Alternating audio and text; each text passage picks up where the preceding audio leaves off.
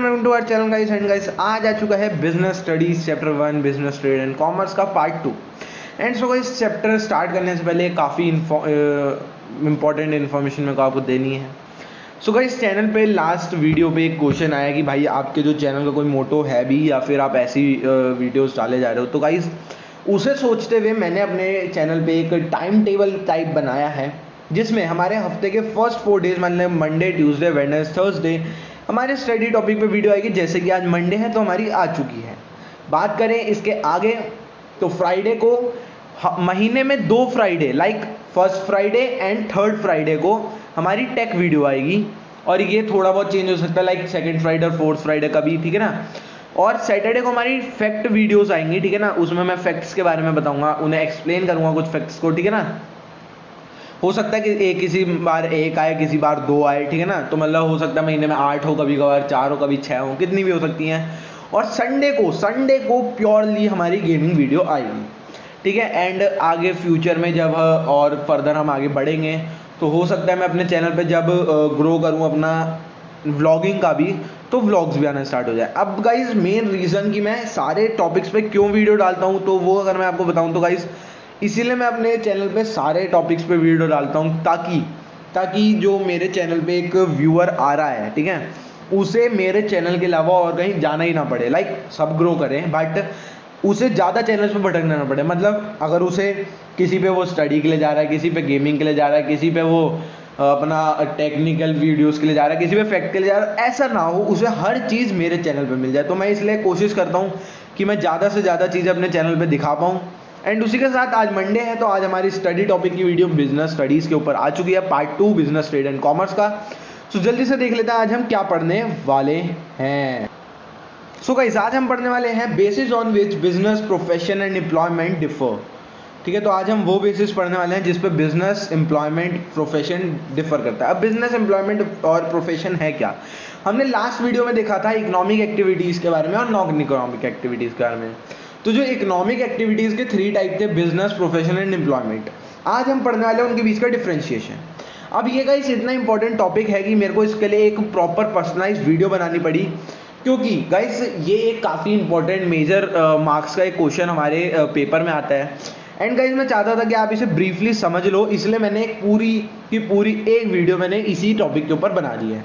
Next video भी एक ही topic होने वाला है, लेकिन उसमें हम काफ़ी सारी चीज़ें एक्सप्लोर करेंगे, इसमें भी हम काफ़ी सारी चीज़ें एक्सप्लोर करेंगे। तो जल्दी से हम अपनी स्टार्ट कर लेते हैं, ठीक है गाइस। सो हमने कल पढ़ा था बिजनेस के बारे में, उसकी कैरेक्टरिस्टिक्स के बारे में, टाइप्स ऑफ एक्टिविटीज़ के बारे में और उनकी डिफाइंस पढ़ी थी, बिजनेस, एम्प्लॉयमेंट और प्रोफेशन की। जहाँ हमने बिजनेस पढ़ा था is an state of being busy in economic activities, मतलब एक स्टेट जहाँ पर इंसान पैसा कमाने में बिजी होता है। Profession includes those activities which require special skills and knowledge to be applied to earn, मतलब यहाँ पर इंसान को एक स्किल चाहिए होती है, एक नॉलेज चाहिए होती है, मतलब पढ़ना पड़ता है पैसे कमाने के लिए। Employment is a occupation where a person works for other to get remuneration, मतलब यहाँ पर वे इंसान दूसरों के लिए काम करके पैसा कमाता है, ठीक है ना गाइस। इतनी बात समझ में आई, आई होप समझ में आई।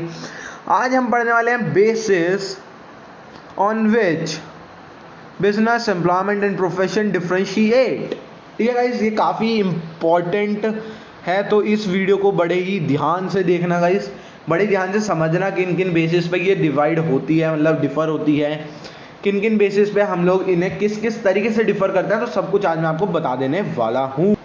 ओके सो गाइस, जो हमारा सबसे पहला जो इसमें टॉपिक निकल के आता है वो होता है mode of establishment. Mode of establishment हमारा इसमें सबसे पहला जो टॉपिक निकल के आता है वो ये है मोड ऑफ एस्टेब्लिशमेंट, ठीक है। अब एस्टेब्लिशमेंट मतलब कि किसी चीज़ को आप किस तरीके से एस्टेब्लिश करते हो, किस चीज़ को आप किस तरीके से खड़ा करते हो, ठीक है ना। लाइक अगर हम एक प्रोफेशन की बात करें तो एक प्रोफेशन में उसे अपनी प्रोफेशनल नॉलेज चाहिए होगी, उसे पूरी स्किल्स चाहिए होंगी उस चीज़ की, जब जा करके वो अपना जो भी काम है उसे एस्टेब्लिश कर सकता है। लाइक अगर हम बात करें डॉक्टर की, ठीक है, यहाँ पे हम बात कर ले वेट फॉर अ वाइल। सो यहाँ पे हम बात कर लेते हैं एक डॉक्टर की, ठीक है ना। सो अगर हम एक डॉक्टर को देखें तो डॉक्टर को पहले MBBS करनी पड़ेगी, ठीक है। तो ये है उसके मोड ऑफ एस्टेब्लिशमेंट की शुरुआत, ठीक है। फिर उसे आगे देखें तो उसे अपना प्रैक्टिसिंग करनी पड़ेगी, ठीक है। प्रैक्टिसिंग क्या, जैसे हमारे को पता ही है कि डॉक्टर्स जो सीनियर डॉक्टर्स के अंडर पहले प्रैक्टिस करते हैं, जब जा कर के वो आगे काम कर पाते हैं। तो उससे पहले MBBS, फिर प्रैक्टिस, फिर जा कर के कहीं वो अपना जो खुद का क्लिनिक या खुद का हॉस्पिटल एस्टेब्लिश कर सकता है। ठीक है, खुद का हॉस्पिटल या खुद का क्लिनिक जब जाके वो एस्टेब्लिश कर सकता है। ठीक है, तो यहाँ पे हमें समझ में आया कि मोड ऑफ एस्टेब्लिशमेंट क्या है, कि किस तरीके से हम लोग किसी प्रोफेशन या किसी भी चीज़ को एस्टेब्लिश करेंगे। वहीं अगर हम बात करें बिजनेस की, तो बिजनेस में किसी भी तरीके का एस्टेब्लिशमेंट की ज़रूरत है नहीं। उसमें तो भाई हमारे को एज हमारी 10 है, 10 साल की एज है, तो हम जाकर के अगर हमारे को बिजनेस करना है, पैसा लिया जाकर के बिजनेस खोल लिया, ठीक है ना। बाकी जो प्रॉपर पढ़ के करते हैं वो बात अलग है, लेकिन अगर हम एक बेसिक पे देखें तो बिजनेस के लिए किसी भी तरीके के मोड ऑफ एस्टेब्लिशमेंट की ज़रूरत नहीं होती है। अगर आगे हम बात करें तो आगे आता है नेचर ऑफ वर्क। ठीक है, नेचर ऑफ वर्क मतलब कि वहाँ पे काम का कैसा नेचर है। ठीक है, अगर अब यहाँ पर पे हम अभी हमने बात करी हमारे डॉक्टर की यानी कि प्रोफेशन की। ठीक है, अब हम यहाँ पे बात करेंगे हमारे बिजनेस की। ठीक है ना, यहाँ पे हम बात कर लेते हैं हमारे बिजनेस की। सो बिजनेस में जो नेचर ऑफ वर्क है वो कैसा है, मतलब कि वहाँ पे किस क्राइटेरिया पे काम हो रहा है। ठीक है, सो वहाँ पर पे गुड्स और सर्विसेज को लेकर के काम हो रहा है। ठीक है ना, वहाँ पे गुड्स एंड सर्विसेज को लेकर के काम हो रहा है। वहाँ पे गुड्स एंड सर्विसेज की सेलिंग हो रही है। ठीक है, सेल करा जा रहा है उन्हें, उनकी डीलिंग हो रही है। ठीक है, तो बिजनेस में हमारा नेचर ऑफ वर्क क्या है कि वहाँ पर हमारे को गुड्स और सर्विसेज को सेल करना है। तो ये वहाँ का क्राइटेरिया है कि हमारे को इस क्राइटेरिया में बिजनेस में काम करना है। ठीक है ना गाइस, यहीं अगर हम आगे बात करें तो जो हमारा नेक्स्ट निकल के आता है वो आता है हमारा क्वालिफिकेशन। सो जो हमारा नेक्स्ट निकल के आ रहा है क्वालिफिकेशन। क्वालिफिकेशन क्या होता है, लाइक अगर कोई यहाँ पे हमने फिर से देखा डॉक्टर है, सो डॉक्टर बनने के लिए उसे क्या करना पड़ेगा, MBBS। ठीक है, तो जो उसे MBBS करनी पड़ेगी, उसकी क्वालिफिकेशन है ना, उसने स्टडी करी।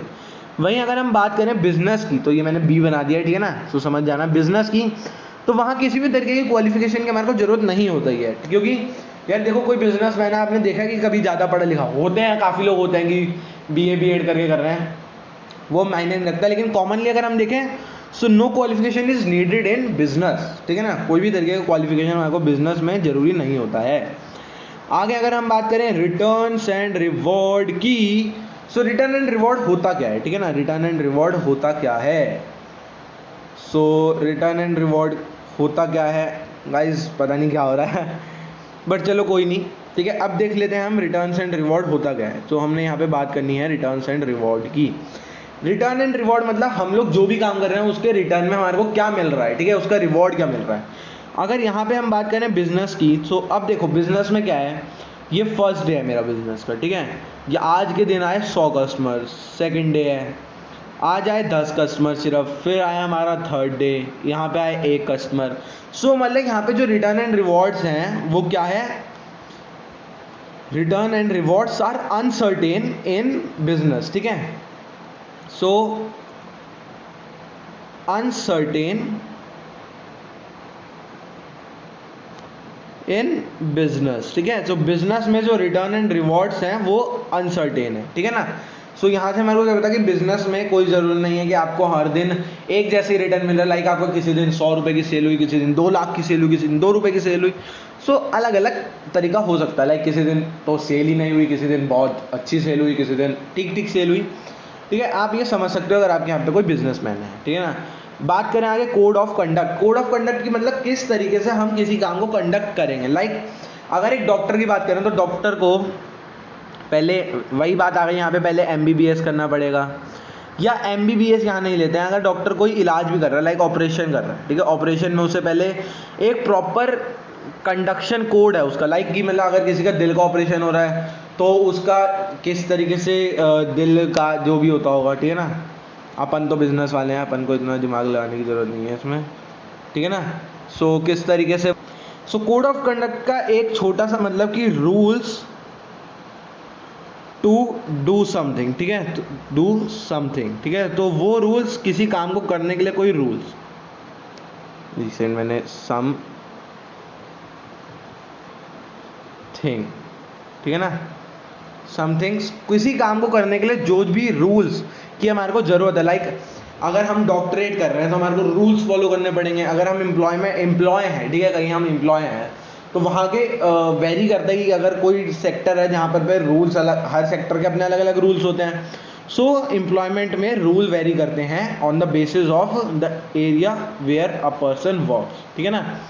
अब आगे बात करें रिस्क की, तो रिस्क का मतलब क्या हुआ यहाँ पर पे कि किस तरीके का रिस्क है। लाइक अगर बिजनेस में बात करें तो बिजनेस में रिस्क बहुत होता है, जैसे मैंने आपको पहले बताया है कि बिजनेस में काफ़ी ज़्यादा रिस्क होता है, ठीक है। क्यों होता है काफ़ी ज़्यादा रिस्क? क्योंकि यार ऐसा है कि आपका कोई फैक्ट्री है, ठीक है, मैंने पहले भी बताया है फैक्ट्री वाला एग्जांपल। आपकी कोई फैक्ट्री है, ठीक है, उस फैक्ट्री में आग लग जाती है तो मतलब आपका सारा जितना भी प्रोडक्शन वगैरह सब खत्म, ठीक है ना। सो मतलब वो आपका एक रिस्क फैक्टर बन जाता है वहाँ पर पे, ठीक है ना। फिर आगे बात करें एग्जाम्पल की, तो एग्जाम्पल हम देख लेंगे आगे। अब इनके कंपेरिजन कर लेते हैं, ठीक है। तो यहाँ पर पे अब हम करने वाले हैं इनका कंपेरिजन। सबसे पहले मोड ऑफ एस्टेब्लिशमेंट, तो बिजनेस में हमारे को किसी भी तरीके की मोड ऑफ एस्टेब्लिशमेंट की ज़रूरत नहीं होती है।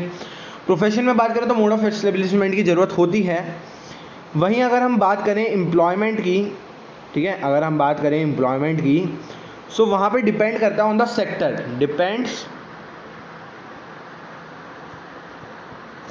On the sector, on the area of work, ठीक है, हम ये भी कह सकते हैं on the area of work या on the area of sector जहाँ पर पे एक इंसान काम कर रहा है, ठीक है। बात करें नेचर ऑफ वर्क, ठीक है, तो बिजनेस में नेचर ऑफ वर्क क्या है? Goods and services. लाइक वहाँ पर पे एक इंसान गुड्स एंड सर्विसेज के अंदर डील करता है। बात करें अगर हम प्रोफेशन की, तो पर्सनलाइज प्रोफेशनल सर्विसेज, मतलब वहाँ पर पे कोई इंसान पर्सनलाइज प्रोफेशनल सर्विसेज प्रोवाइड कराता है किसी को, ठीक है ना। लाइक अगर डॉक्टर है तो वो डॉक्टरी मतलब वहाँ पे इलाज करेगा, उसका कोई सीए है तो उसकी आईटीआर फाइल करेगा, ठीक है, उसका कोई और भी इकोनॉमिक रिलेटेड वर्क होगा वो करेगा, ठीक है। बात करें बिजनेस की, तो ये फिर से डिपेंड करता है on the area of work या area of sector where person works, ठीक है। क्वालिफिकेशन, तो क्वालिफिकेशन में बिजनेस में किसी भी तरीके की क्वालिफिकेशन की जरूरत नहीं है। प्रोफेशन में बात करें तो क्वालिफिकेशन की जरूरत है। कैसे जरूरत है? लाइक अगर डॉक्टर है तो उसे एमबीबीएस करनी पड़ेगी। बहुत बार दे चुका यार मैं एग्जांपल। अब बात कर लेते हैं किसी और की ना, ठीक है ना, किसी और की बात कर लेते हैं। अगर कोई पायलट है तो उसे पहले पायलटी का कोर्स करना पड़ेगा ना। कोई सीए है तो उसे पहले सीए क्लियर करना पड़ेगा। कोई बैंकर है तो उसे पहले पीसीओ के एग्जाम्स देने पड़ेंगे। सो यानी कि प्रोफेशन हमारा क्वालिफिकेशन जरूरी है एक प्रोफेशन को फॉलो करने में, ठीक है। बात करें एम्प्लॉयमेंट में, तो फिर से again depends upon the area of work, ठीक है। तो मतलब बहुत बार अगर देखें तो जो काफ़ी इजी है हमारा याद करना एम्प्लॉयमेंट का, क्योंकि वहाँ पे ज़्यादातर बार यही है कि आपका एरिया कहाँ पे आप काम करते हो उस पर डिपेंड करता है, ठीक है ना। सो बात करें रिटर्न्स एंड रिवॉर्ड की, तो अनसर्टेन रिटर्न्स एंड रिवॉर्ड, मतलब जैसे मैंने आपको बताया कि किसी दिन 100 रुपये की सेल हो रही है बिजनेस में, किसी दिन 10 रुपये की सेल हो रही है, तो मतलब बिजनेस में अनसर्टेन रिटर्न्स और रिवॉर्ड हैं। वहीं अगर बात करें हम लोग इसकी वहीं अगर हम बात करें प्रोफेशन की, तो वहाँ पे प्रोफेशनल फीस मिलती है। लाइक अगर डॉक्टर है तो उसकी अगर उन्होंने अपनी फीस लगा रखी है 500 रुपये, ठीक है, तो उसे 500 रुपये फीस मिलेगी। अगर बात करें रिटर्न्स एंड रिवॉर्ड एक एम्प्लॉय की, तो उसकी तो यार एक फिक्स सैलरी फिक्स्ड होती है ना, एक फिक्स्ड अमाउंट की सैलरी उसे हर महीने मिल रही है, तो उसे तो कोई दिक्कत ही नहीं है। फिर बात करें कोड ऑफ कंडक्ट की, तो बिजनेस में किसी भी तरीके का कोड ऑफ कंडक्ट हमारे को नहीं चाहिए होता है, ठीक है ना। बिजनेस में किसी भी तरीके का कोड ऑफ कंडक्ट हमारे को नहीं चाहिए होता है। बात करें हमारे प्रोफेशन की, तो वहाँ पे कोड ऑफ कंडक्ट की जरूरत है। लाइक अगर कोई डॉक्टर है तो उसे पहले प्रैक्टिस करनी पड़ेगी, एमबीबीएस करना पड़ेगा, सब कुछ करना पड़ेगा, जब भी जाकर के वो एक डॉक्टर बन पाएगा। बात करें अगर एम्प्लॉयमेंट की, तो again it depends on the area of sector where you work, ठीक है। रिस्क की बात करें, so in business there is a high risk, जैसे मैंने बात करी थी फैक्ट्री की, या फिर मैं किसी शॉप की बात करूँ तो शॉप में अगर चोरी हो जाती है या फिर कुछ और रीज़न से अगर आपका फाइनेंशियल लॉस हो जाता है, कोई आपके रुपए मार लेता है, तो आपको काफ़ी हाई रिस्क के चांसेस हैं। बात करें प्रोफेशन में, तो कंपैरेटिवली लो रिस्क है। लाइक अगर कोई डॉक्टर, यार डॉक्टर सीए की बात करते हैं, ठीक है, इंडिया में बात करें तो सीए को अपने बारे में प्रमोट करना गुनाह है, ठीक है ना। वो अपने आप को प्रमोट नहीं कर सकता, ठीक है। और अगर वो प्रमोट करता है तो उसका तो सब खत्म ना, तो बस खत्म उसका कंपेरेटिव। बट लेकिन ऐसा तो नहीं है ना, उसमें अकल है, वो जरूरी थोड़ा ना करेगा ही करेगा। तो मतलब कंपैरेटिवली बिजनेस के कंपैरेटिवली लो है, ठीक है ना, कि बिजनेस के कंपैरेटिवली उसका जो भी रिस्क फैक्टर है वो लो है। और अगर बात करें एम्प्लॉयमेंट में, तो क्या रिस्क है, किस बात का रिस्क है? अबे हर महीने सैलरी मिलेगी, जाके काम करना है, नहीं करना तो घर पे बैठ जाओ, वर्क फ्रॉम होम करना है, लाइक आजकल हो ही रहा है, ठीक है ना। सो रिस्क किसी भी तरीके का एम्प्लॉयमेंट में नहीं है। तो मतलब पहली एक चीज़ दिखी जहाँ पर पे जो एम्प्लॉयमेंट में किसी भी चीज़ का ज़रूरी नहीं है। ठीक है, अब बात करें एग्जांपल की, तो any kind of business, like हम लिख दें कि बेकरी शॉप है, फैक्ट्री, मिल वगैरह, ये सब किस में आएगा? बिजनेस में। डॉक्टर, फिर डॉक्टर, सीए, ठीक है, सीए फिर सीए, मतलब पायलट, सीए कोई भी, ठीक है ना वो। और अगर बात करें एक एम्प्लॉय की, तो अब वर्कर, ठीक है, जैसे वर्कर में कौन कौन हो सकते हैं? लाइक एक मजदूर भी हो सकता है, ठीक है ना, एक मजदूर भी हो सकता है। लाइक ऐसा है कि कोई फर्नीचर शॉप है, वहाँ पे तो मजदूर फिक्स्ड होते हैं ना, तो मतलब एक मजदूर भी हो सकता है। सो यहाँ से हमने आज जो हमने देखा, ठीक है, काफ़ी जल्दी वीडियो ख़त्म हो गई ना, काफ़ी आसानी से समझ भी आ गया होगा। सो एक बार दोबारा से इस पे पूरे पे नज़र डाल लेते हैं, एक बार दोबारा से पूरे पे नज़र डालते हैं, ठीक है ना, और एक जल्दी से क्विक रिवीजन मार लेते हैं इसका, एक क्विक रिवीजन इसका मार लेते हैं जल्दी से, पहले मैं इसे मिटो लूँ।